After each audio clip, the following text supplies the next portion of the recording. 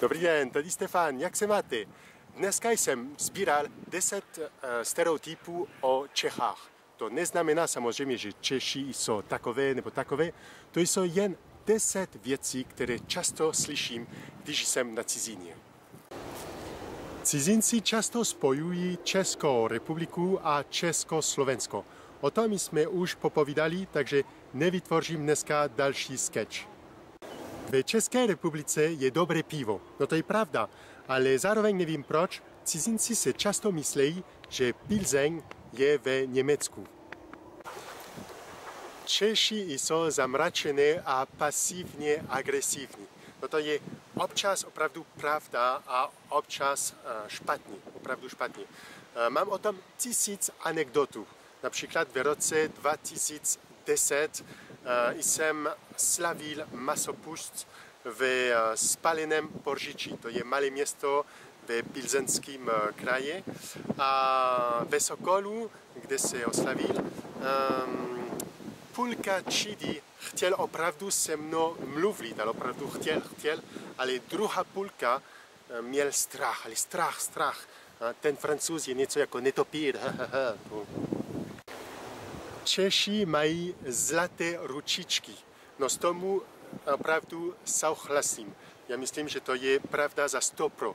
Zkuste například najít dobrého dělníka v Paříži. No musíte opravdu čekat a zaplatit. Další stereotyp, to jsou jména. Kafka, Kundera, Havel, Forman. Samozřejmě Kafka napsal v němčině. Kundera píše ve francouzštině a Forman natočí filmy v angličtině. Takže občas cizinci neví, jaký jazyk se tady mluví. Čeština je jako němčina. To často slyším ve Francii. Nevím proč, opravdu slyším něco jako hele Stefan, ale ty už umíš němčinu, takže čeština bude opravdu snadný jazyk pro tebe. A druhá varianta samozřejmě je to s ruštinou. Často slyším, jo, čeština je to jako ruština. Není. Česká republika je ve východní Evropě. No, já vím a víte, že Česká republika je ve střední Evropě. Ale zároveň často cítím tady, že Češi jsou trochu z tomu zakomplexovaní. Často cítím, že východ tady sní jako špatný směr. Nemáte z tomu mít hanbu, hlavně si myslím, že Česká republika je něco jako most mezi východní a západní Evropou.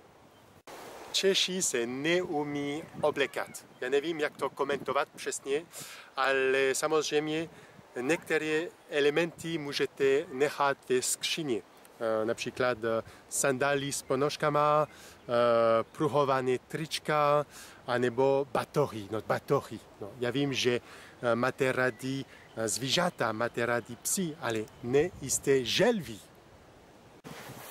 České jídlo je příšerné. No, osobně si myslím, že chlad je ještě příšernější. Ale takže záleží, kdo to vaří samozřejmě. A něco můžeme říct, že české jídlo je energetické. Češi jsou rasisté. Osobně si myslím, že to není pravda. Samozřejmě občas jsem slyšel věci jako co děláš tady, nemáš práci ve Francii a tak dále.